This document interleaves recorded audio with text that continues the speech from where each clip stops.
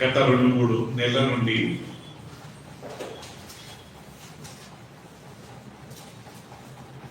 దేవుని వాక్యంలో వచ్చి కొన్ని సంఖ్యల గురించి మనం ధ్యానిస్తున్నాం. 10 బైబిల్లో 10 అనే మాట కదా ఇమ్మాన్యుయల్ గారు చాలాసార్లు వస్తుంది.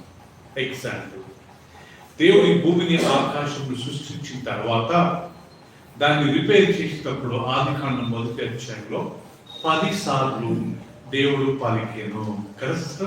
దేవుడు వెలుగు కమ్మని పలకగా వెలుగు ఆయన. 10 times God said, God said, God said. So అక్కడ 10 అనే మాట మనం గమనిస్తాం. దాని తర్వాత ఆదాము నుంచి నోవా వరకు 10 తరాలు గడిచాయి. From Adam till Noah, how many generations? 10 generations. సుందరగా మనం నేర్చుకున్నాం కదా. దాని తర్వాత మూడోది మనం నేర్చుకున్నది 10 తెగుళ్ళు.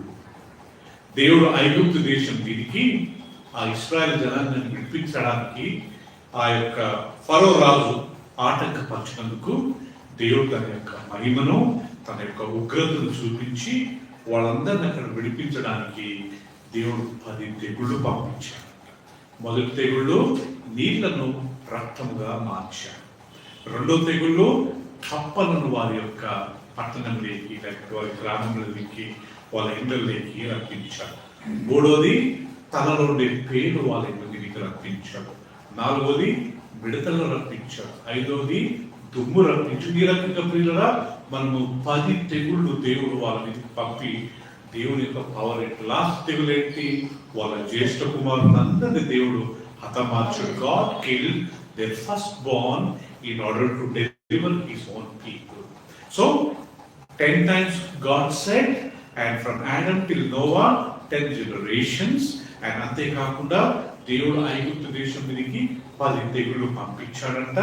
దాని తర్వాత మనము 10 ఆజ్ఞలు కదా, 10 commandments. రవీంద్ర గారు గుర్తుందా?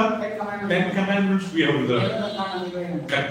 సో ఫస్ట్ పలక మీద కదా ఇమ్మాన్యుయల్ గారు 4 ఆజ్ఞలు ఉంటాయంట. ఎందుకు ఆ 4 ఆజ్ఞలు? ఈ 4 ఆజ్ఞలు మనం దేవుని పట్ల చేయవలసిన ఆజ్ఞలు. తక్కిన పలక మీద, రాతి పలక మీద 6 ఆజ్ఞలు ఉంటాయంట. ఈ 6 ఆజ్ఞలు మనం మనుషుల పట్ల చేయవలసినవి. ఏంటివా ఈ 4 ఆజ్ఞలు? నీ దేవుడైన యెహోవా తప్ప నీకు వేరొక దేవుడు ఉండకూడదు, నీ కొరకు ఎలాంటి విగ్రహాలను చేసుకోకూడదు, దాని ముందు నువ్వు నమస్కారం చేయకూడదు. మూడవది నీ దేవుడైన యెహోవా నామమును వ్యర్థముగా ఉచ్చరింపకూడదు. నాలుగవది 6 రోజులు నువ్వు పని చేసుకొని 7వ రోజు నీ దేవుడైన యెహోవాకు పరిశుద్ధమైనది కాబట్టి ఆ రోజు నువ్వైనా, నీ దాసైనా, నీ దాసుడైనా, ఎవరైనా, నీ ఎద్దైనా, నీ ఎక్కువ గాడిదైనా ఏమి పని చేయకూడదు, విశ్రాంతి తీసుకోవాలి. మరి ఇక్కడ ఈ పలక మీద ఏమున్నాయి? నరాత్రి చేయొద్దు, దొంగలించొద్దు, ఓకే, వ్యభిచరించొద్దు, అండ్ అబద్ధం ఆడొద్దు, అండ్ వేరే వారిని ఆశించొద్దు, ఓకే, వేరొకరి మీద అబద్ధ సాక్ష్యం పలకొద్దు.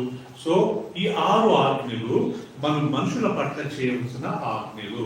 ఈ 4 ఆజ్ఞలు మనం దేవుని పట్ల చేయవలసిన ఆజ్ఞలు. అర్థమైంది కదా? సో 10 ఆజ్ఞలు. దాని తర్వాత మనం ఏం నేర్చుకున్నాం ప్రియులరా? 10 కన్యకలు. 5 మంది బుద్ధి గలవారు, 5 మంది బుద్ధి లేనివారు. ఎప్పుడు అది వాళ్ళు బుద్ధి లేని వారిని నిరూపించబడ్డదంట ప్రియులరా. వాళ్ళు ఎప్పుడైతే తీసుకెళ్ళలేదో సునీత గారు, అక్కడ వాళ్ళకు బుద్ధి లేని బుద్ధి లేని వారు అనే మాట వచ్చింది. అంతవరకు వాళ్ళు బాగానే ఉండే. అందరి చేతులు దీపాలు ఉన్నాయి కదా ప్రతాప్, అందరి చేతులలో ఆ యొక్క వెలుగు ఉంది, ఓకే, అందరి దగ్గర నూనె ఉంది. కానీ వీళ్ళు ఏం చేశారంటే 5 మంది ఎక్స్ట్రా ఆయిల్ తీసుకోకుండా అలాగే పోయారంట. లాస్ట్ కు మనకు తెలుసు జరిగింది. పెళ్లి కుమారుడు ఆలస్యం అవుతుందని చెప్పిన వెంటనే వీళ్ళంతా కునుకు తీశారంట, నిద్రపోయారంట. అప్పుడు నిద్రిస్తున్నప్పుడు ఇదిగో పెళ్లి కుమారుడు వస్తున్నాడు అని చెప్పినప్పుడు వీళ్ళందరూ లేచి వారి యొక్క దీపాలు చక్కబెట్టుకుంటుంటే ఈ 5 మంది ఎవరైతే ఎక్స్ట్రా ఆయిల్ లేకుంటే దాన్ని ఎక్స్ట్రా తెచ్చుకోలేదో వాళ్ళంతా వీళ్ళని అడిగారంట, అయ్యా మా నూనె అయిపోయింది కొద్దిగా ఇయ్యండి. వాళ్ళు అన్నారంట, మీకు ఇస్తే మీకు సరిపోదు, మాకు సరిపోదు, కాబట్టి అమ్మే వారి దగ్గరికి వెళ్ళి మీరు కొనండి. వీళ్ళు ఎప్పుడైతే వెళ్ళారో పెళ్లి కుమారుడు వచ్చాడు, సిద్ధంగా ఉన్న వాళ్ళందరినీ తీసుకెళ్ళారు. వీళ్ళు ఏం పాపం చేశారు, ఏం తప్పు చేయరు, వ్యభిచారం చేశారా? ఆపోజిట్ వర్డ్ ఫర్ వర్జిన్స్ ఏం తెలుసండి? ప్రాస్టిట్యూట్స్. కన్యకలకు ఆపోజిట్ విరుద్ధమైన పదము వేశ్యలు. వీళ్ళు వేశ్యలు కాదు, వీళ్ళు వివాహానికి అరువులే. వీళ్ళ చేతులు కానీ దీపాలు ఉన్నాయి. దీపం అంటే దేవుని వాక్యం. కానీ నిర్లక్ష్యం ఎంత డేంజర్ అంటే, ఓకే, దేవుడి సన్నిధిని నిర్లక్ష్యం చేసేవారు, దేవుడిని నిర్లక్ష్యం చేసేవారు. ఇంత గొప్ప రక్షణను మీరు నిర్లక్ష్యం చేస్తే మీరు తప్పించుకుంటారా అని బైబిల్ ఉంది.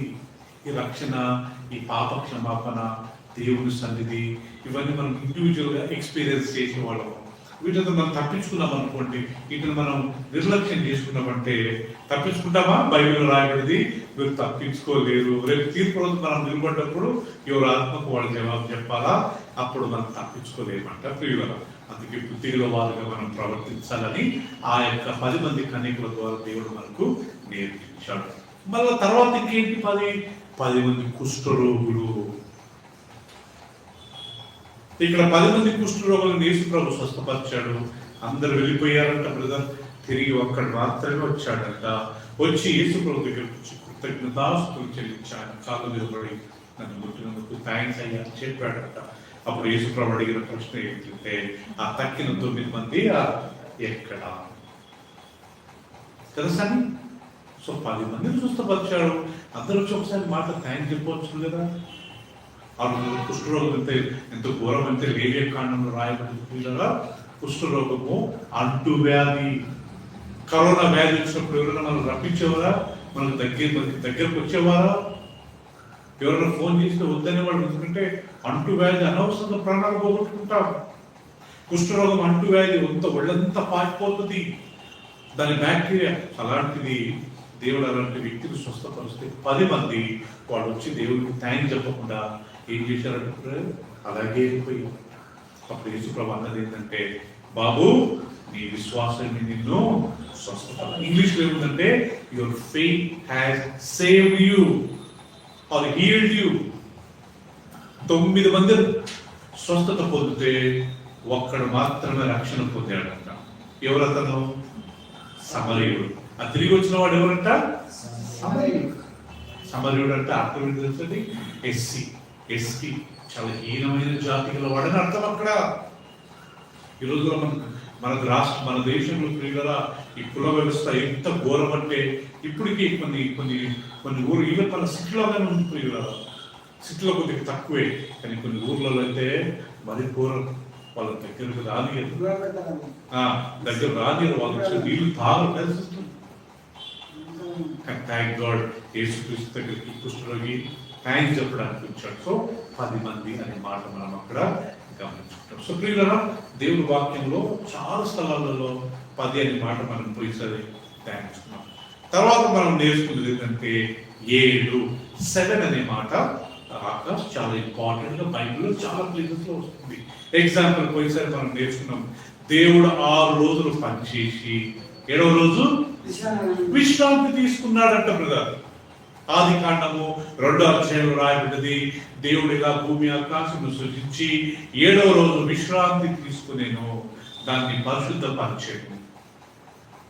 దేవుడే విశ్రాంతి తీసుకున్నాడంట. అంతేకాకుండా 10 ఆజ్ఞలలో దేవుడు చెప్పిన మాట ఏంటంటే, 6 రోజులు మీరు పని చేసుకోండి, 7వ రోజు ఏం చేసుకోండి? విశ్రాంతి తీసుకోండి. ఆ రోజు ఎవరే కానీ పనులు చేయకూడదు. దాని తర్వాత ప్రియుల మనం నేర్చుకున్నది ఏంటంటే, నామాన్ అనే ఒక వ్యక్తి ఉండేవాడు. అతనికి కుష్ఠరోగము ఉండేది. చివరికి అతడు వెళ్ళి ఎక్కడ మునిగాడంట? యోర్దాను నదిలో మునిగాడు. ఎన్నిసార్లు మునిగాడంట? 7 సార్లు మునిగిన వెంటనే బ్రదర్ అతను తల నుంచి కాలు వరకు మొత్తం ఆయన కుష్ఠరోగం అంతా బాగైందంట.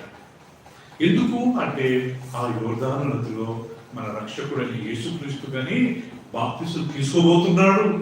ఆ నీరు చాలా పవిత్రమై అన్నట్టుగా ఆ రోజులలో ఈ ఏలియా చెప్తాడు, నువ్వు వెళ్ళి 7 సార్లు మునుగు. ఆయన లాస్ట్కి వెళ్ళి మునిగిన వెంటనే ఆయన ఒళ్ళంతా పిల్లరా చిన్న పిల్లల మాదిరి ఆయన చర్మం అంతా చిన్న పిల్లల మాదిరి ఆయన అస్వస్థత పొందినట్టుగా మనము దేవుని వాక్యంలో చదువుకుంటాం. దాని తర్వాత మనం ఇంకోటి నేర్చుకున్నాం ఏంటంటే పిల్లరా, ఈ ఎరికో గోడ చుట్టూ వీళ్ళు ఎన్నిసార్లు తిరిగారంట? 7 రోజులు తిరిగారంట. రోజుకు ఒకసారి అట 6 రోజులు తిరిగి 7వ రోజు 7 సార్లు తిరిగారంట. You got my point? ఆ గోడ ఎంత పెద్దదంటే ఇమ్మానుయేల్ గారు, ఆ గోడ మీద మనుషులు ఇల్లు కట్టుకుని ఉండేవారంట. రాహాబు ఎక్కడ ఉండేదంట? ఎరికో గోడ మీద ఇల్లు కట్టుకుండేదంట. ఇప్పుడు మన గోడ ఇంతే ఉంటుందండి. ఇప్పుడు మా గోడ మీద పోయి చూడండి, కానీ ఎరుకో గోడ అంట కాదంట. మీరు అక్కడి నుంచి ఇక్కడ వరకు గోడనే అంత వెడల్పుంటారు. గోడ మీద కానీ బంగ్లాలు, గోడ మీద కానీ ఇల్లు అంటారు. రాహాబు అనే ఆ యొక్క స్త్రీ ఆ గోడ మీద ఇల్లు కట్టుకొని వచ్చేదంట. సో అప్పుడు లాస్ట్ ఆ ఎరుకో గోడను అది ఫస్ట్ ప్రియులరా యెహోషువ 31 యుద్ధాలు చేశాడంట ఇమ్మానుయేల్ గారు. జాషువా did 31 wars, 31 యుద్ధాలు చేశాడంట. 31 యుద్ధంలో 30 గెలిచాడంట, ఒక్కటే ఓడిపోయాడంట. ఆయి అనే ఒక చిన్న గ్రామంలో. ఎందుకు అక్కడ ఓడిపోయాడంట ప్రియులరా? అక్కడ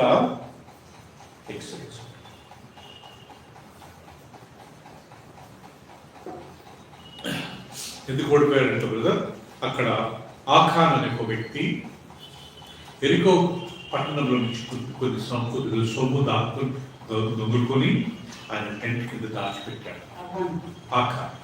సో దేవుడు అది చూసి వాళ్ళకు అపజయాన్ని కలిగించాడు. యెహోషువ ఒక పెద్ద షాకింగ్, మేము ఇంత పెద్ద ఎరికో గెలిచాము ప్రభువా, ఈ చిన్న అలియాబాద్ ఈ షామీర్పేట గెలవలేకపోయాం, హైదరాబాదే గెలిచాము, షామీర్పేట ఓడిపోయాము ఏంటంటే అప్పుడు దేవుడు అంటాడు, మీరు ఒకడు పాపం చేశాడు, మీరు ఒకడు పాపం చేశాడు.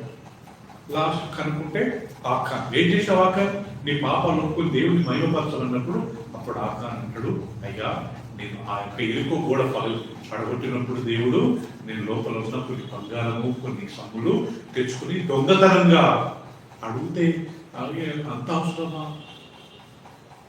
చిన్న బంగారం దగ్గర 10,000 దగ్గర 1,00,000 రూపాయల దగ్గర అబద్ధం చెప్తామా? దొంగతనం చేసుకుంటామా? లాస్ట్ ప్రియులరా ఇశ్రాయేల్ పెద్దలందరూ వచ్చారు, వచ్చి వాళ్ళ తలల మీద చేతులు పెట్టారు, అందరూ వాళ్ళని రాళ్ళతో చంపేశారు. కొట్టి చంపి వాళ్ళ శవాన్ని అక్కడ కాల్చేసి ఆ రాళ్ళన్నీ అక్కడే కుప్పేశారు. సో దేర్ఫోర్ యెహోషువ చేసిన 31 యుద్ధాలు ఆయన గెలిచింది ఏంటంట? 30 గెలిచారు. 31లో 30 గెలిచారు, 1 ఓడిపోయి. ఎక్కడది? ఆయి. చెప్పండి. ఇంగ్లీష్ లో AI అంటారు, AI అంటారు, కానీ తెలుగులో ఆయి అనే పేరు అంటారు. ఆ రకంగా 7 సార్లు అక్కడ తిరిగిన వెంటనే అంత పెద్ద గోడ కూలిపోవడం అంత ఆశ్చర్యం. అంటే స్తుతి ఆరాధనలో అంత బలం ఉంది. అందుకే పాటలు పాడేవారు, దేవుని స్తుతించేవారు, ఆయన కనపరుస్తున్నట్ట వాళ్ళు బలం పొందుకుంటారంట. దేవుని స్తుతించేవారు సామాన్యులు కాదు. నెబుకద్నెజర్ ఈ యొక్క విగ్రహానికి మేము నమస్కారం చేయము, మా దేవుడిని ఆరాధించుకుంటాము, మీరు నిప్పులు వేసినా పర్వాలే, మా దేవుడు మమ్మల్ని అక్కడి నుంచి తప్పించడానికి ఆయన సమర్థుడు, ఆయన తప్పించకుండా మేము మాత్రం నీ దేవుడికి ఆరాధించాం, మేము మా దేవుడిని స్తుతిస్తామని చెప్పి అన్నారు. లాస్ట్ ఏమైంది ప్రియుల? దేవుడు వారిని అక్కడ విడిపించాడు. దాని తర్వాత ప్రియుల మనం నేర్చుకున్నది ఏంటంటే నోవా ఆయన ఓడలేకి ఎన్ని జతలు తీసుకెళ్ళాడంట? 7 జతలు తీసుకెళ్ళాలంట. ప్రతి పక్షిని ప్రతి ప్రాణిని 7 జతలు తీసుకెళ్ళాడంట ప్రతాప్. ఎందుకంటే అవి లాస్ట్కు ఈ యొక్క వరదలు అయిపోయిన తర్వాత నీళ్ళంతా అయిపోయిన తర్వాత మళ్ళీ కొత్త జనరేషన్ స్టార్ట్ కావాలి కదా. ఉన్న జనరేషన్ అన్ని నీళ్ళంతా నాశనం అయిపోయినాయి. ఇప్పుడు ఈ 7 ఇక్కడ ఓపెన్ చేసి మళ్ళీ ఈ పశువులు ఈ ప్రాణులు ఈ పక్షులన్నింటినీ బయటకు వదిలేశారట. అవి వల్ల వెళ్ళి ఇంకా దాంట్లో సంతానము అభివృద్ధి అయిందంట. సో 7 అంత అద్భుతమైన మాట. అంతేకాకుండా పోయినసారి మనం నేర్చుకున్నాం దేవునికి 6 అసహ్యమైనవి కలవు, 7వది ఆయనకు హేయములు. ఏంటా 7 అంట ప్రియులారా? పోయినసారి మనం నేర్చుకున్నాము, తీసుకున్నామా? సామెతల గ్రంథము 6వ అధ్యాయము. హెల్ప్ మీ రీడింగ్ 6వ అధ్యాయం. దేవునికి 7 విషయాలు అసహ్యమంట. పోయినసారి మనం నేర్చుకున్నాం. ఏంటా 7?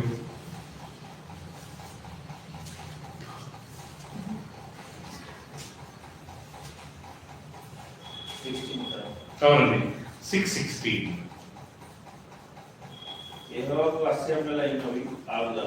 యెహోవాకు అసహ్యములైన 6 కలువు,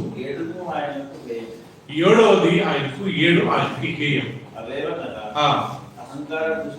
అహంకార దృష్టియు, కళ్ళలాడు నాలుకయు, నిరపరాధులను చంపే చేతులు, దురాలోచనలు యోచించు హృదయము,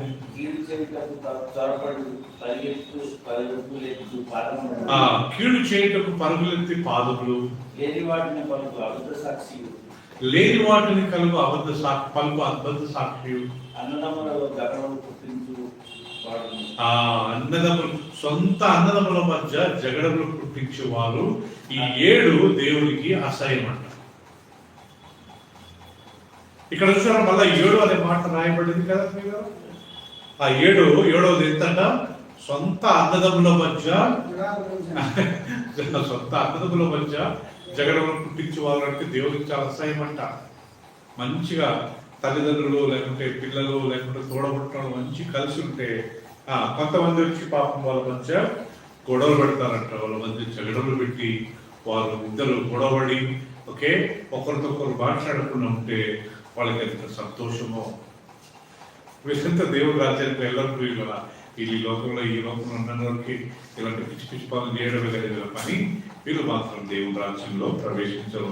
ఇద్దరు అన్నదమ్ముల మధ్య తల్లిదండ్రుల మధ్య అండ్ గొడవలు పెడితే వాళ్ళకి ఏమొస్తుందండి? అందుకే పాత నిబంధన కాలంలో దేవుడు 10 ఆజ్ఞలు ఇచ్చినప్పుడు ఏమన్నా తెలుసండి? నీ పొరుగువానినైనను, నీ పొరుగువాని గాడిదైనను, నీ పొరుగువాని ఎద్దైనను, వాని పని మనిషినైనను నువ్వేం చేయకూడదు? ఆశించకూడదు. ఆ బ్రదర్ ఇంట్లో వాళ్ళు మంచిగా పని చేస్తున్నారు, వాళ్ళు వెంటనే డిస్టర్బ్ చేద్దామని చెప్పి మంచిగా పని చేసిన వాళ్ళు డిస్టర్బ్ చేసి మార్పించారు అనుకోండి సిస్టర్ గారు, అది ఆశీర్వాదమా కదా బ్రదర్? మంచిగా పని చేస్తున్నారు, వాళ్ళ దాసి వాళ్ళ పని మంచిగా ఉన్నారు, వాళ్ళను డిస్టర్బ్ చేసి పని చేయకుండా వాళ్ళని ఆపామనుకోండి, అది మనకు ఆశీర్వాదమా? బైబిల్ రాయబడింది, నీ పొరుగు వాని పని మంచిగా ఆశించొద్దు. చేసుకొని వాళ్ళ నోరు కొట్టేసినట్టు అవుతుంది, వీళ్ళ నోరు కొట్టేసినట్టు అవుతుంది కదా ప్రియుల. అందుకే బైబిల్ రాయబడింది, అన్నదమ్ములు అంటే అన్నదమ్ములే మాత్రం కాదు, భార్య భర్తల మధ్య గొడవ పెట్టేవారు, సొంత కొడుకుల మధ్య గొడవ పెట్టేవారు, సొంత అక్క చెల్లెల మధ్య గొడవ పెట్టేవారు, సంఘంలో గొడవ పెట్టేవారు. ఇలాంతా దేవుడు ఇష్టపడతాడా ప్రియుల? దేవుని మందిరాన్ని డిస్టర్బ్ చేసినాం అనుకోండి, అది ఆశీర్వాదకరము కాదు. సో కాబట్టి దేవునికి అసహ్యమైన ఎన్ని ఉంటాయి సిస్టర్ గారు? 7 ఉంటాయి. ఈరోజు మనం నేర్చుకునేది ఏంటంటే ప్రియులారా, యేసుక్రీస్తు ఈ లోకంలో ఉన్నప్పుడు మత్తయి సువార్తలో 7 సార్లు 7 ఉపమానాలు చెప్పాడంట. అది పోయినసారి మనం నేర్చుకున్నాం. 7 ఉపమానాలు చెప్పాడంట. ఏంటి ఆ 7 ఉపమానాలు అంట? పోయినసారి మనం నేర్చుకున్నాం ప్రియులారా. 1, విత్తువాడు విత్తుటకు బయలుదేరి, తెలుసు కదా, దేవుని రాజ్యము అది గోధుమలు విత్తినప్పుడు శత్రువు వచ్చి గురువులే విత్తాడు. అప్పుడు యజమానుడు వచ్చి ఏంటయ్యా ఇక్కడ గురుగులుగా ఉన్నాయి వాటిని పని మనుషులు అన్నప్పుడు యజమానుడు అన్నాడంట, గోధుమలు గురుగులు 2 పీకినప్పుడు గురుగులతో పాటు ఏమొస్తాయి? గోధుమగా వస్తుంది. కాబట్టి ఇప్పుడు ఏం చేయొద్దు, అది పంట కలమని కట్టి వదిలేసి పట్టకలను ఏం చేద్దాము, వాటిని పిరికిది గోధుమలను నా యొక్క పొట్లలోకి తీసుకురండి, గురుగులను బయట కాల్చివేయండి. గురుగులు అంటే ప్రియులరా దేవుడిని ఆశ్రయించుకొని లేకపోతే సంఘంలో ఏదో మంచి విశ్వాస బాధలు ఉండి గొడవలు పెట్టి లేకపోతే సంఘంలో లేని ప్రాబ్లం చేసే వాళ్ళంతా ఎవరంతా చూసగలరు, గురుగులు ఉన్న వాళ్ళందరూ డిస్టర్బ్ చేసేస్తారంట. సో కాబట్టి ప్రియులరా మనం పోయినసారి ఈ 7 ఉపమానాలు మనం నేర్చుకున్నాం. ఈ రోజు మనం నేర్చుకునేది ఏంటంటే యేసుక్రీస్తు ఈ లోకంలో ఉన్నప్పుడు ప్రియులరా ఆయన చెప్పిన 7 శ్రమలు.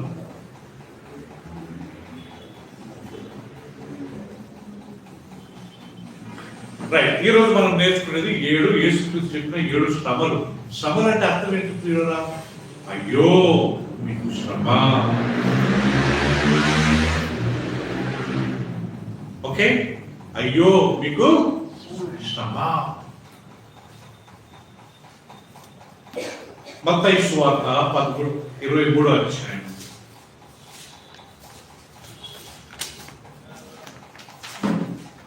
మత్తయి సువార్త 23వ అధ్యాయం.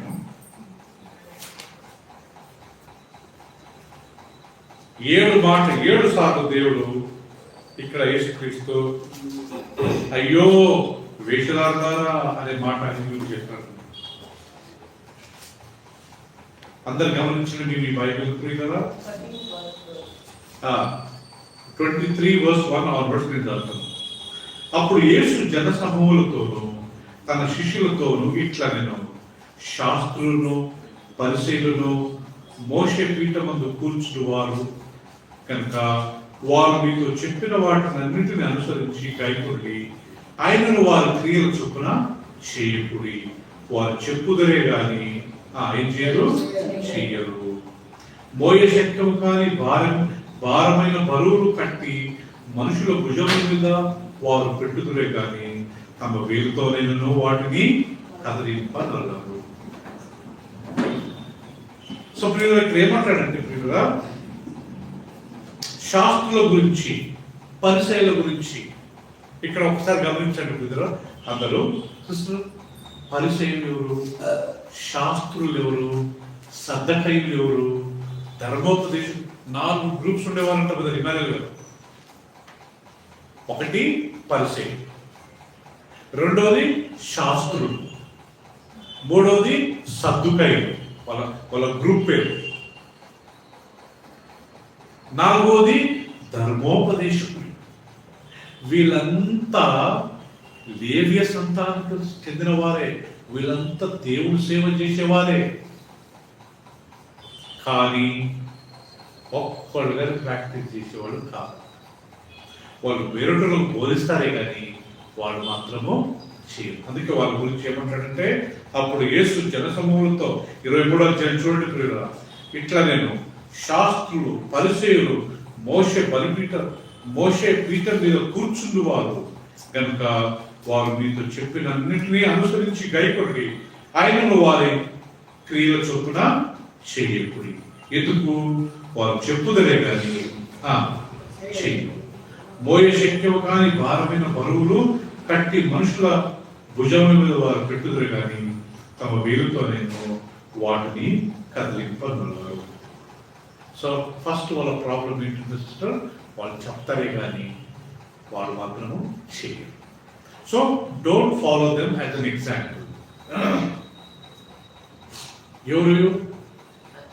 పరిసయ్యులు, శాస్త్రులు, కొంచెం కిందికి వస్తే ధర్మోపదేశకులు, సద్దుకైల గురించి రాస్తారు.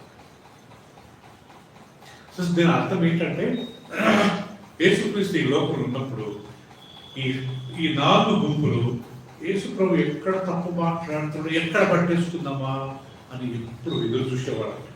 వీళ్ళు వాక్యం వినడానికి పోయేటోళ్ళు కాదు, వాక్యం ఏం చెప్తే దాన్ని పట్టేసుకుందామని చెప్పి వాళ్ళు పిల్లరా వాళ్ళు ఆయన యొక్క తప్పులు పట్టుకోవడానికి సూక్తంగా ఉండేవారు. సో పరిసయ్యులు, శాస్త్రులు, సద్దుకైలు, ధర్మోపదేశకులు అంటే అర్థం ఏంటంటే వాళ్ళు వాక్యం వినరు, వాక్యం చెప్పేటోళ్ళను ఎక్కడ తప్పు చెప్తాడో, ఏం తప్పు చెప్తాడో, ఎక్కడ పట్టుకుందామా అని వీళ్ళు వెయిట్ చేస్తూ ఉంటారు.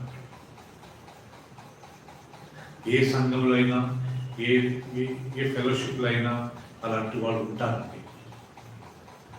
ఇన్ని సంవత్సరాలు మంచి మంచి వాక్యం చెప్పింది వాళ్ళకి అసలు లెక్కగా లేదు. ఏదైనా బై మిస్టేకో ఏదన్నా ఒకసారి ఏదైనా చెప్పామనుకోండి, అది తప్పే ఉండొచ్చేమో ఇక్కడ, ఇంకా దాన్ని పట్టుకుంటారు అనమాట. మీరు ఈ మాట అన్నారు, మీరు తప్పు చెప్పారు. వీళ్ళంతా ఎవరంటే చెప్పండి, పరిసయ్యులు. వీళ్ళంతా గురించి ఇన్ని సంవత్సరాలు మంచి వాక్యం చెప్పి బాప్తిసం ఇచ్చి ప్రభువులోకి నడిపించి వాళ్ళకు అన్ని చేస్తే అవన్నీ మర్చిపోయి ఒక చిన్న తప్పు చెప్పి ఏమైనా మాట్లాడాలనుకోండి, దాన్ని ఏం చేస్తారంట, దాన్ని పట్టుకొని దాన్ని చాలా పెద్దగా చేస్తారు.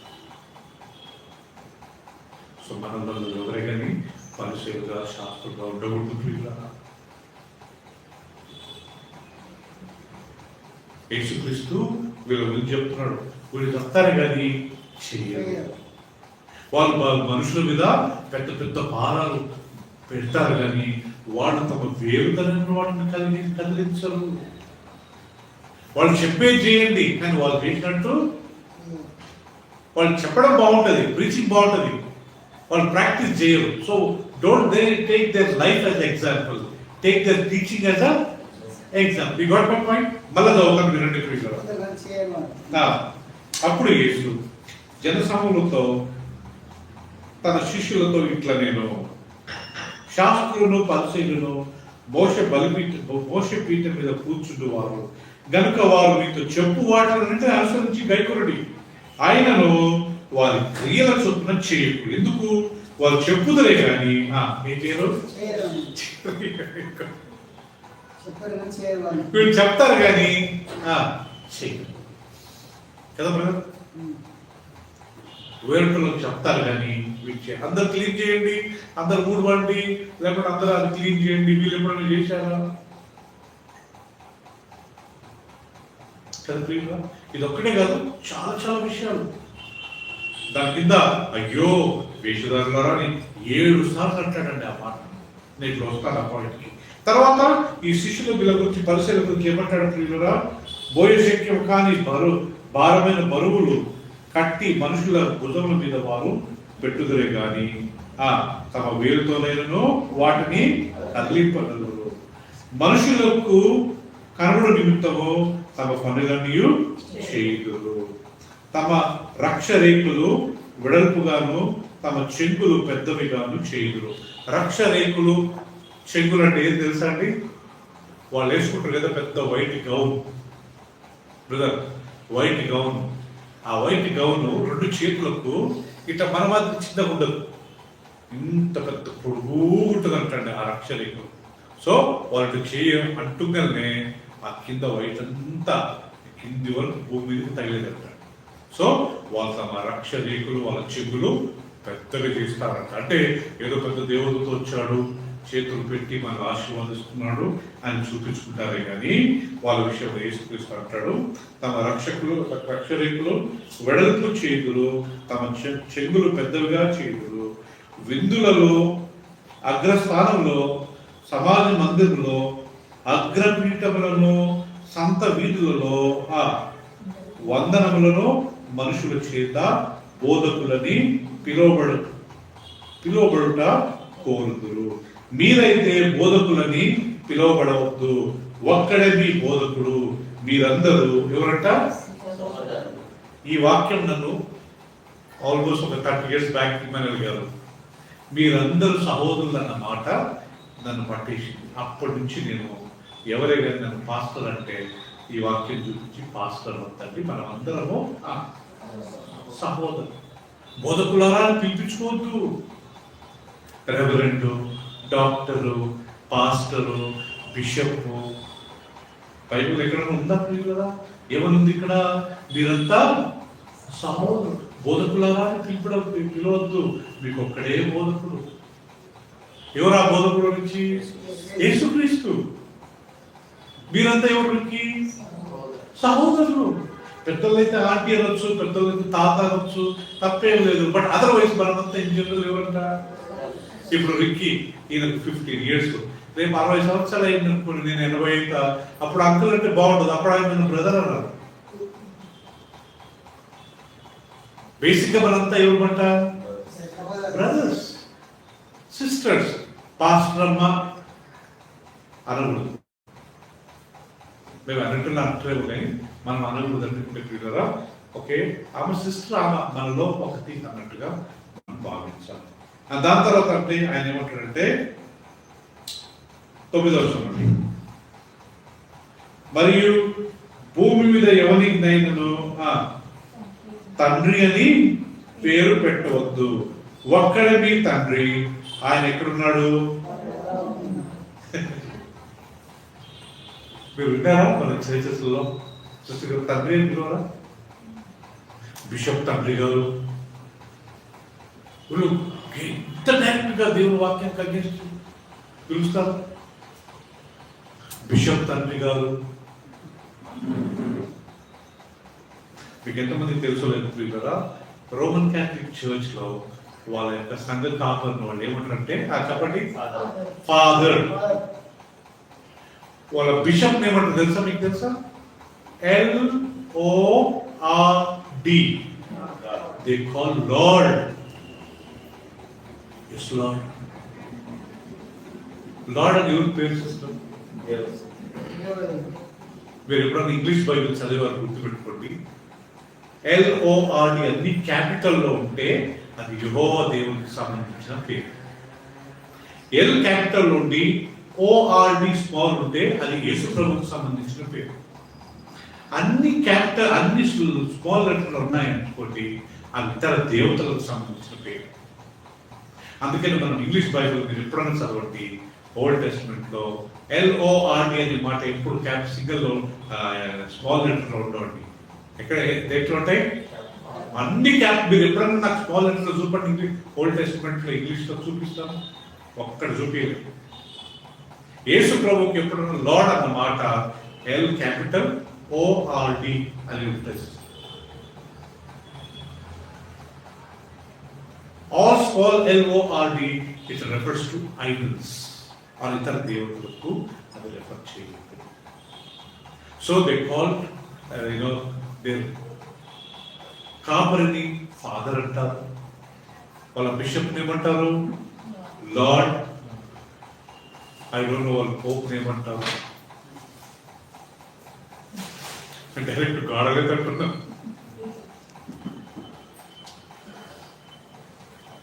నేను చాలాసార్లు ఇక్కడ మన కొన్ని చర్చ్, ఏసఐ చర్చ్, మెథడిస్ట్ చర్చ్ పాస్టర్లను కలుస్తుంటాను. ఆల్మోస్ట్ 50, 60 సంవత్సరాలు, 70 సంవత్సరాలు క్యాసెట్ తెల్ల బట్టలు వేసుకొని ఉంటారు. నన్ను ఒకసారి స్టేజ్ మీద పిలుస్తారు చర్చ్లో. బ్రదర్ సైన్, పాస్టర్ సైమన్ ఎక్కడ ఉన్నా రావాలంటే పోయి కూర్చుంటాను. కూర్చొని థ్యాంక్ యూ బ్రదర్ అంటారు. అట్లా చూస్తుంటాను, ఈడవరా బాబు నాకు బ్రదర్ అంటున్నాడు. ఒకవేళ నాకంటే చాలా పెద్దోళ్ళు అయింది అనుకుంటారు, ఏమనొచ్చు? అంకుల్ అనడంలో తప్పేం లేదు. నేను ఆయన పోయాడు ఫాదర్ అనడం ఏంటి, పాస్టర్ అనడం ఏంటి? అందుకే నేను చాలాసార్లు చెప్పాను, పాస్టర్ అనకూడదు, brother is a right word. ఇంకా కొన్ని రెఫరెన్స్ మీకు చూపిస్తాను. ఓకే, యోహాను ప్రకటన రాశాడు. యోహాను ప్రకటన రాసినప్పుడు 89 to 90 years ఓల్డ్ అండి. ఏమని రాశాడు యోహాను చూడండి ప్రియులారా, 1:9. యోహాను ప్రకటన గ్రంథము 1వ అధ్యాయము 9వ వచనము. యోహాను తను తాను ఏ రకంగా ఇంట్రడ్యూస్ చేసుకుంటున్నాడు, యోహాను తను తాను ఏ రకంగా పరిచయం చేసుకుంటున్నాడు.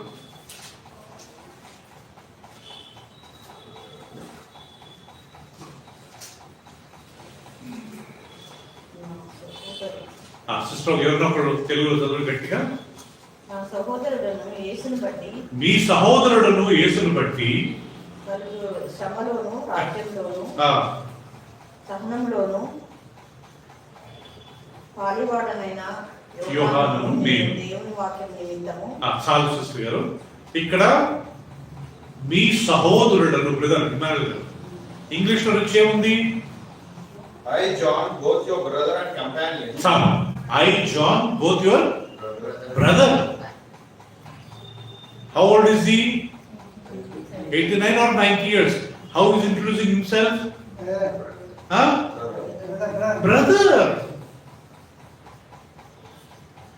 Right. ఇప్పుడు యేసు ప్రభు ఏం చెప్పాడు? యోహాను సువార్త 21వ అధ్యాయం. ఇప్పుడు యేసుక్రీస్తు మూడో దినం లేచాడు, పునరుత్థానుడయ్యాడు. కొంతమంది వచ్చి ఆయన ముట్టబోతున్నారు. అప్పుడు యేసు ప్రభు అంటాడు, నన్ను ముట్టొద్దు, ఇంకా నేను తండ్రి యుద్ధకి పోలేదు. యోహాను సువార్త చెప్తానండి.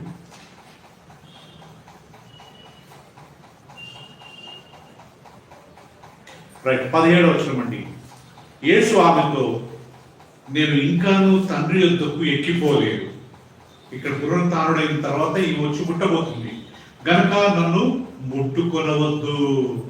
అయితే నా సహోదరుల యుద్ధకు వెళ్ళి, శిష్యులను పట్టుకొని ఆయన అంటున్నాడు ఆమెతో, నా సహోదరులు ఆ 11 మంది దగ్గరికి వెళ్ళి, నా తండ్రియు మీ తండ్రియు, నా దేవుడును మీ దేవుడునైనా వారి యుద్ధకు పోవచ్చున్నానని వారితో చెప్పమనేను. ఇప్పుడు వినండి ప్రియులారా, ఇక్కడ ఏమైందంటే అదికి యేసు ప్రభు పునరుత్థానుడయ్యాడు. కొంతమంది స్త్రీలు వచ్చి ఆయన ముట్టబోయారు.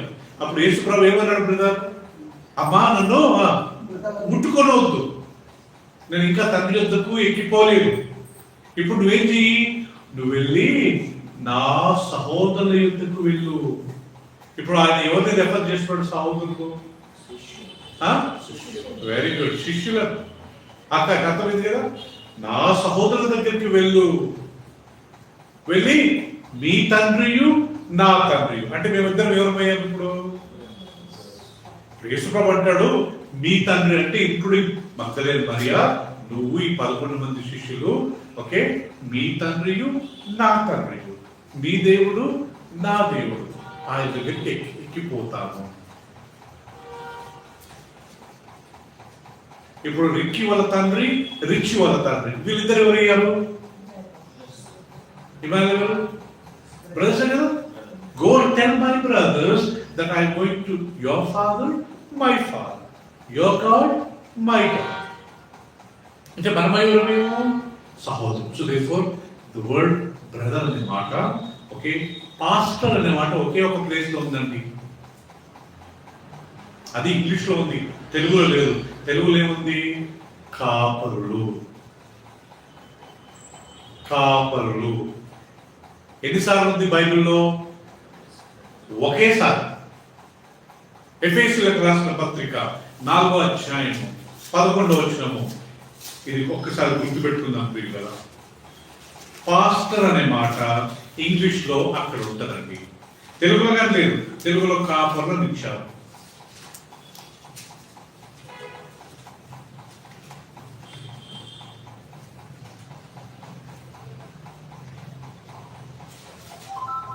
మేము 13 చదువుతున్నామండి. పరిశుద్ధులు సంపూర్ణమున్నట్లు క్రీస్తు శరీరము క్షేమాభివృద్ధి చెందుటకు పరిచర్యతరము జరుగుటకు ఆయన కొందరిని అపోస్తలుగాను, కొందరిని ప్రవక్తలుగాను, కొందరిని సువార్తికులుగాను, కొందరిని కాపరులుగాను. ఇంగ్లీష్ ఏమున్నా కాపరులుగాను, కొందరిని కాపరులుగాను, కొందరిని ఉపదేశకులుగాను నియమించారు. నాన్న చదువు, గట్టిగా చదువు రిచి. గట్టి చదువు. అబ్బి 11 చదువు. And he himself gave some to be apostles. He gave some to be apostles. And some prophets. Sister, some prophets. And some evangelists. Some evangelists. And some pastors and teachers. Some pastors and teachers. Emmanuel గారు, ఇది తప్ప మీకు బైబిల్లో pastor అనే మాట ఎక్కడ లేదు.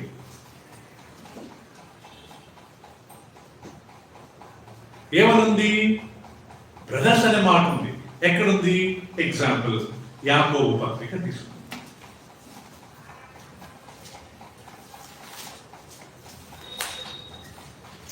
అంటే నేను ఎందుకు చెప్తున్నానంటే మనం ఎవరైనా దేవుడు సేవకులు పిలిస్తే బ్రదర్ అని పిలవడం చాలా మంచిది. ఓకే, దయచేసి అందరూ మీ బైబిల్ చూసుకోండి. యాకోబు పత్రిక 1వ అధ్యాయం, book of James chapter 1 verse 2. నా సహోదరులారా, ఇంగ్లీష్ ఏముందనా? My brother. ఎంచుకోండి ఎన్నిసార్లు బైబిల్లో ఈ అధ్యాయంలో అంటాడు. ఓకే, 16వ వచనం, నా ప్రియ సహోదరులారా మోసపోకుడి. 3వ 9వ వచనం, దీనుడైన సహోదరుడు తన కలిగిన ఉన్నదంతయు ఉన్నత దశయందు అతిశయింపవలెను. ధనవంతుడైన సహోదరుడు. ఇప్పుడు 19వ వచనం, నా ప్రియ సహోదరులారా. 2వ అధ్యాయం 1వ వచనం, నా సహోదరులారా. 2వ అధ్యాయం 14వ వచనం, నా సహోదరులారా. దాని తర్వాత 3వ అధ్యాయం 1వ వచనము, నా సహోదరులారా.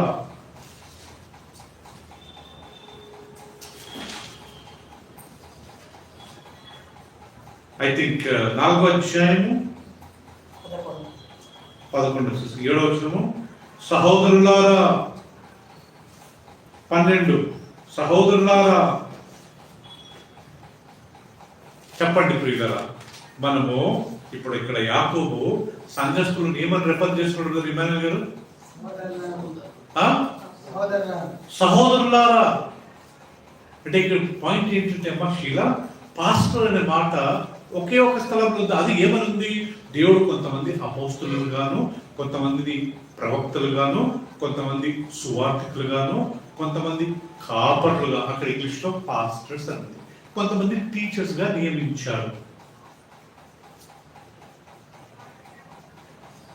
సో దేర్ఫోర్ ఇప్పుడు మీకు తెలుసు బిల్లీ గ్రామ్ విన్నారు కదా, పేరు చేస్తున్నారు. బిల్లీ గ్రామ్ చాలా పెద్ద ఇవాంజలిస్ట్. అందరూ ఆయన ఏమనేవారు తెలుసా? ఇవాంజలిస్ట్ అనేవారా? బ్రదర్ అనేవారు. Bakht Singh is known as apostle, కానీ ఆయన అందరూ బ్రదర్ భక్త సింగ్ అనేవారు. Dhinakaran brother he was a very good evangelist. ఆయన ఎవరన్నా ఇవాంజలిస్ట్ అని అనడం విన్నారా? బ్రదర్ దినకరన్. అక్కడ బెంగళూరు జాక్ పూన్ అని ఒక ఆయన very good Bible teacher. R Stanley ఆయన వెల్లూరులో ఉంటారు. చాలా మంచి బైబిల్ టీచర్. వీళ్ళను బ్రదర్స్ అంటారు కానీ బైబిల్ టీచర్ అంటారా? ఎవరు అంటుంటారు కదా, మీరు టీచ్ చేస్తారు, మంచి బైబిల్ టీచింగ్ నాలెడ్జ్. నేను దాన్ని ఒప్పుకోండి. అట్లనే నన్ను టీచర్ అని పిలవమంటాను. మనం టీచర్ అయినా, అపోస్తులైనా, ఇవాంజలిస్టులైనా, ప్రవక్తలైనా, పాస్టర్స్ అయినా ఎవరు మనమాట? బ్రదర్స్.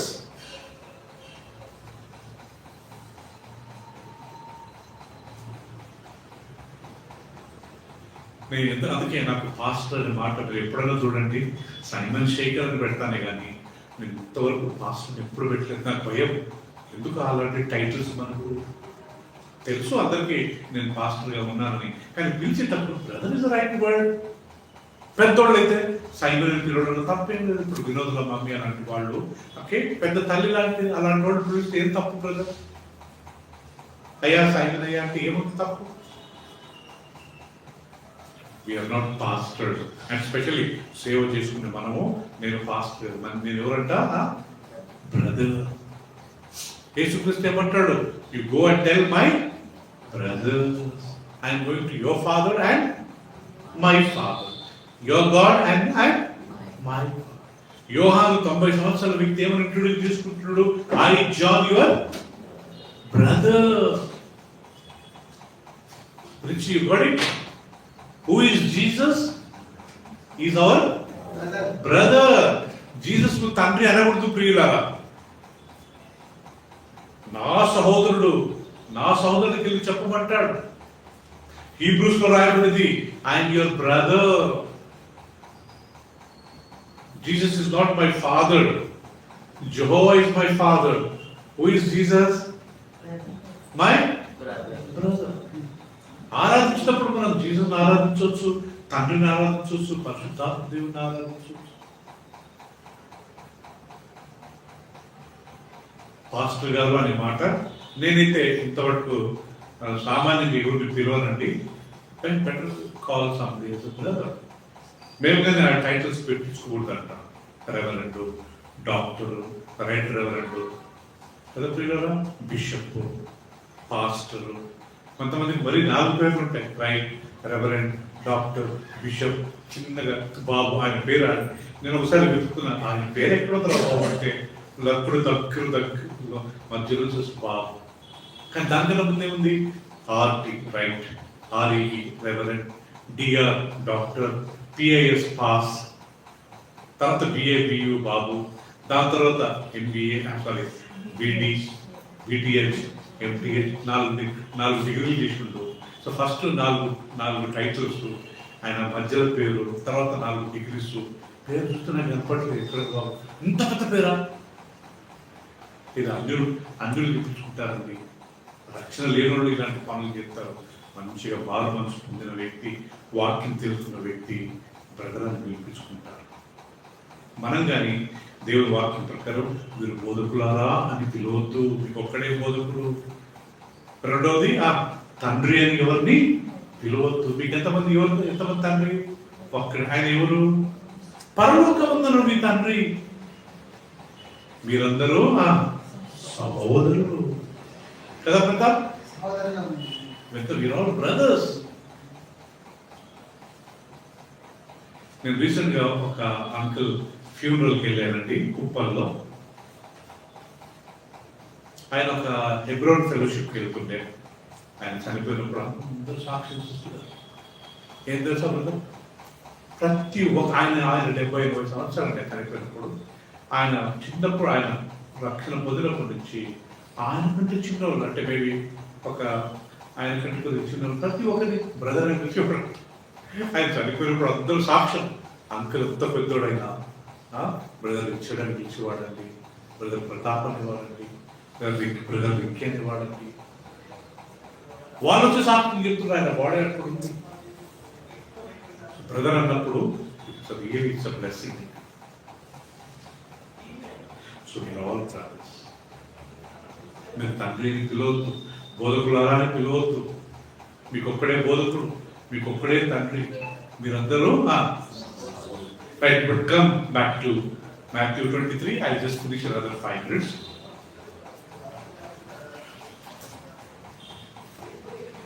Matthew 23.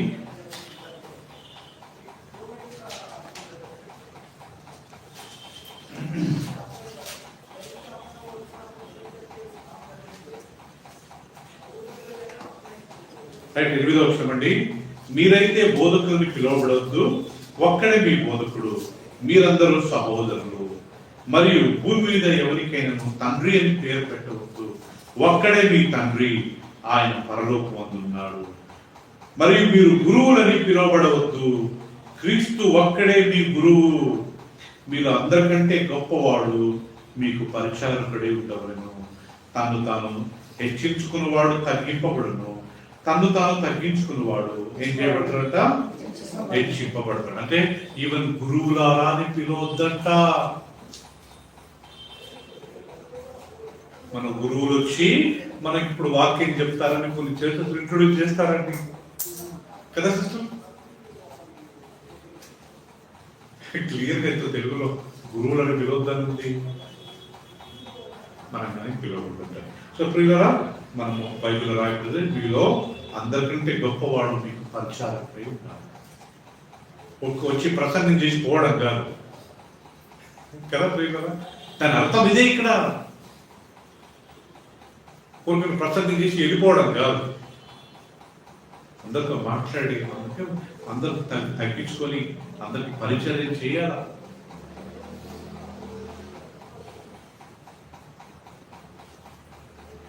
తగ్గించుకుంటే దేవుడు హెచ్చిస్తాడు, హెచ్చించుకుంటే దేవుడు తగ్గిస్తాడు. ఇవన్నీ మనం గుర్తుపెట్టుకోవాలి. పరలోక రాజ్యానికి వెళ్ళాలంటే ఈ పరిచయాల మాదిరి శాస్త్రుల వాళ్ళు మనం ఉండకూడదు, ఉండలేము. ఈ పరిచయాలు ఇంకో పని చేసేవారంట, అదేంటి తెలుసా అండి? చూడండి ఆ వాక్యం, మనం మిస్ అయ్యాము ఆ వాక్యము.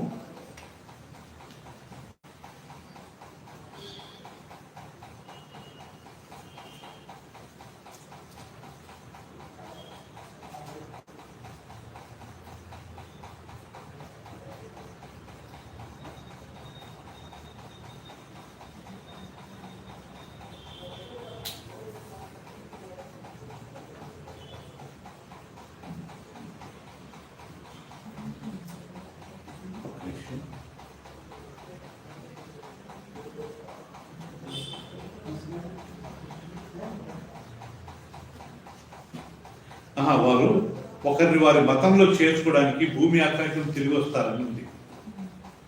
కానీ వాళ్ళు మీ మతంలో చేరిన తర్వాత మీకంటే వారిని రెండంతలుగా నరకపాత్రలు చేస్తారని ఉందండి. ఆ వాక్యం చూస్తున్నా నేను. రైట్ అండి, 15వ వచనం. అయ్యో వేషధారులైన శాస్త్రులారా. 15వ వచనం చూడండి. అయ్యో వేషధారులైన శాస్త్రులారా, పరిచయులారా, ఒకని మీ మతంలో కలుపుకున్నట్టు మీరు సముద్రమును భూమిని చుట్టూ వచ్చేదరు. అతడు కలిసినప్పుడు అతన్ని మీకంటే రెండంతలు ఏం చేస్తారు? ఇది ఇంకా ఘోరంగా అనిపిస్తుంది.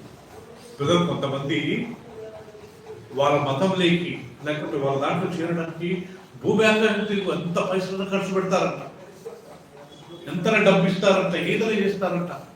ఒక్కసారి ఆ వ్యక్తి లోపలికి వచ్చిన తర్వాత ఏం చేస్తారంట?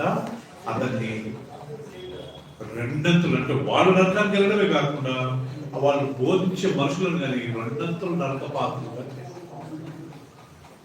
ఇంత భయం ఉంది కదా.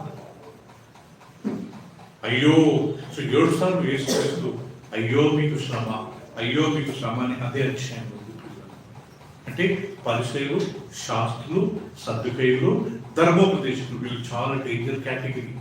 యేసు ప్రభు శీల ఈ లోకంలో ఉన్నప్పుడమ్మా ఆయన ఎప్పుడన్నా కోపపడ్డాడు, ఏదన్నా కొద్దిగా ఆయన ఆయన ఆయన ఆవేశపడ్డాడంటే వీళ్ళని చూసి, ఎవరిని చూసి? ఈ మతాన్ని వెంబడించే వాళ్ళని చూసి. మనం మతాన్ని వెంబడించకూడదండి. మన ఆత్మీయులు ఆదాము నుంచి ఈ రోజు వరకు సిస్టర్ 2 స్ట్రీమ్స్ వస్తున్నాయండి. ఒకటి స్పిరిచువల్ గా ఉండేవారు, ఆత్మీయులు ఉండేవారు, ఒకళ్ళు మతాన్ని వెంబడించేవారు. మనం మతాన్ని మతం నుంచే బయటకు వచ్చాం. ఇప్పుడు మనం ఆత్మీయులు, రక్షణ పొందాం, పాపాలు ఒప్పుకున్నాం, మన పేరు జీవ గ్రంథంలో రాయబడ్డది, బాప్తిసం తీసుకున్నాం. ఆత్మీయంగా ఉండాలి. మన ప్రభు నమ్ముకుని ఇంత తీసుకుని మళ్ళా మతాన్ని వెంబడించాం అనుకోండి. అబ్రహాం ఆత్మీయంగా ఉండేవాడు, లోతు మతస్థుడుగా ఉండేవాడు. మతం అంటే రోజు చర్చకి వెళ్తాడండి, బయట చదువుకుంటాడండి, ప్రేయర్ చేసుకుంటూ దేవుడితో రిలేషన్షిప్ ఉండదు. పైకి ఏదో చదివినామా చదివాము, ప్రేయర్కి వెళ్ళామా వెళ్ళాము, సండే వెళ్ళామా వెళ్ళాము. కొన్నిసార్లు పెళ్లిలకు అమ్మాయిని అబ్బాయిని చూసినప్పుడు మాట్లాడతాడు, చాలా మతస్థుడు అండి, ఈజ్ వెరీ రిలీజియస్ పర్సన్ అండి, మంచి చర్చకి వెళ్తాడు, మర్చిపోయి, కానీ దేవుడితో రిలేషన్షిప్ ఉండదు. ఇది ఆత్మీయ. సో ఇక్కడ కూర్చున్న మనము తిరిగి నేను అంటున్నాను కదా, అందరూ లోకం మీద చేసుకుని మనం చేయకూడదు. రేపు ఎవరు ఆత్మకు వాళ్ళే చదవాలి. మనం అయినంత వరకు వాక్యానుసారంగా జీవించడానికి ప్రయత్నించాలి. మతం David was a spiritual man, Saul the king was a religious man. ఏబేలు ఆత్మీయంగా ఉండేవాడు, కాయేను మతస్థుడు. యేసుక్రీస్తు శిష్యులు ఆత్మీయంగా ఉండేవారు, పరిచయులు, శాస్త్రులు, సద్దుకయులు, ధర్మోపదేశకులు, వీళ్ళంతా మతస్థులు. ఆయన ప్రవీణ్ పగడాల చనిపోక ముందు నేను కొన్ని చూశాను, మతం మనిషిని చంపేస్తుంది కదా. స్టీఫెన్ అందరు రాత్రి చంపారు. మతం, యూదా మతం వీడు మన యూదా మతం నుంచి వెళ్ళిపోయాడు, వీడు మన యూదా మతానికి విరుద్ధంగా మాట్లాడి చంపండి. కానీ యేసుప్రభు అది నేర్పియాల. మనం కొట్టినా ఊసినా తనినదే సైలెంట్ కొడుతుంటే బొక్కాలకి ప్రభువా వీళ్ళు ఏం చేస్తున్నారు, వీళ్ళు క్షమించు ఏం చేశాడు. అది ఆత్మీయత. రాళ్లతో కొట్టడం మతస్థులు. మన మతాన్ని అంటాడా? మన బైబిల్లో ఉన్న కాల్చిన మనల్ని ఏదైనా చేసినా మనం పెద్ద అందరి మీద రోడ్ల మీదకి వెళ్ళి అన్ని తగలబెట్టాల్సిన అవసరం లేదు. ఎవరు అంటుంటే God knows how to defend himself. ఆయనని ఆయనను ఏ రకంగా కాపాడుకోవాలో ఆయనకు తెలుసు. మనం కాపాడాలి ఫ్రీగా. మన మతస్థులం కాదు. నేను మరి ముఖ్యంగా నేను ప్రభువు నమ్ముకున్నప్పటి నుంచి ఈ రోజు వరకు మీ అందరూ తెలుసు ప్రియులారా, నేను మతస్థుని కాదు. ఇక్కడికి వచ్చే వాళ్ళంతా ఉండకూడదని నేను నేర్పిస్తున్నాను. ఇక్కడికి వస్తుగానే మన మతాన్ని వెంబడించామనుకోండి, ఇంకా మన ఆత్మకు మనం నేర్చేవాళ్ళంట. ఆ బ్రదర్ కొంతమంది అంటుంటారంట, ఆయన చెప్పేది చెప్తుంటాడులే, మనం చేసేది చేయాలా, చేసుకోండి, నో ప్రాబ్లం. ఆత్మీయంగా ఉండి మీకు నడిపించాలని తప్పకుండా నడిపిస్తాము. లేదు మాకు అవసరం ఉన్నది చేసుకోండి, ఆయన చెప్పేది చెప్తుంటాడులే అంటుంటారంట. దేవుడు ఇచ్చిన వాక్యం దీవించుకుంటాం. ఆమేన్. ప్రార్థన చేసుకున్నాం. ఒక 2 నిమిషాలు ప్రియులారా, మనం మతస్థులుగా ఉండాలనుకుంటున్నామా? ఆత్మీయంగా ఉండాలనుకుంటున్నాం. ఆత్మీయంగా ఉంటేనే మనకు పరలోక రాజ్యం. ప్రియులారా, యేసు ప్రభు ఆత్మీయంగా ఉండేవాడు, శిష్యులు ఆత్మీయంగా ఉండేవాడు. పరిసయ్యులు, శాస్త్రులు వాళ్ళంతా మతాన్ని వెంబడించేవాడు. ఏదో రూల్ ప్రకారం అది చేయాలా, మందిరానికి వెళ్ళాలా, ఒక గంట బైబిల్ చదువుకోవాలా, ఇవ్వాలా, అంతే. No relationship with God. మనం అట్ట కాదండి. రక్షణ పొందాం, నిజంగా రక్షణ పొందాం, పాపాలు ఒప్పుకున్నాం, బాప్తిసం తీసుకున్నాం, ప్రభువు తెలుసుకున్నాం. ఆ ఆచారాలు, ఆ మతం మనకు మనకు వాక్యం కావాలి, ఆత్మీయ జీవితం కావాలి. మనందరం సహోదరులు, brother, sister is the right word. Not pastor, not reverend, not doctor, not bishop. We are all brothers, we are all sisters. యేసు ప్రభు అంటాడు, తండ్రి అని పిలవద్దు ఎవరిని కానీ, మీకు ఒక్కడే తండ్రి, ఆయన పరలోకంలో ఉన్నాడు. ఎవరిని బోధకుడా అని పిలవద్దు, మీకు ఒక్కడే బోధకుడు, ఆయన యేసుక్రీస్తు. గురువులారా అని పిలవద్దు, మీకు ఒక్కడే గురువు, మీరందరూ సహోదరుడు.